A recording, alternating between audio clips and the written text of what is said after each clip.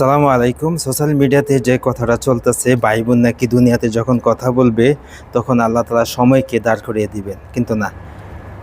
ভাই বোন বা প্রত্যেকটা মানুষের কিয়ামতের সময় রবের সামনে এমনভাবে দাঁড় হবে যে তারা ঘামে তাদের শরীর থেকে পানি পা পর্যন্ত ডুবে যাবে। এমন কারো আছে হাঁটু পর্যন্ত ডুবে যাবে, আবার কারো আছে কোমর পর্যন্ত ডুবে যাবে, আর আবার কারো আছে মুখ পর্যন্ত পানি তাদের ডুবে যাবে এই ঘামের পানিতে।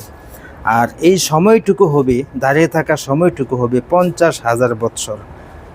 আর ওই সময় বিচার আচার হবে, কে কার সাথে জুলুম করছে, কার ভাই কার সাথে জুলুম করছে। হ্যাঁ, আমার ভাই যদি আমার সাথে জুলুম করে থাকে, আপনার ভাই যদি আপনার বোনের সাথে জুলুম করে থাকে, মা বাবার সাথে জুলুম করে থাকে, অবশ্যই সেখানে সবাই সবাইকে চিনবে, কেউ কাউকে চেনার বাকি থাকবে না।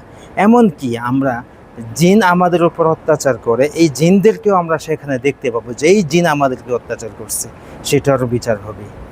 এ নিয়ে সোশ্যাল মিডিয়াতে যে কথাগুলো চলতেছে, আপনারা এই সব জাল হাদিস থেকে দূরে থাকবেন, শোনা এবং বলা এসব থেকে বিরত থাকবেন। ইনশাআল্লাহ আল্লাহ সবাইকে হেদায়েত দান করুক।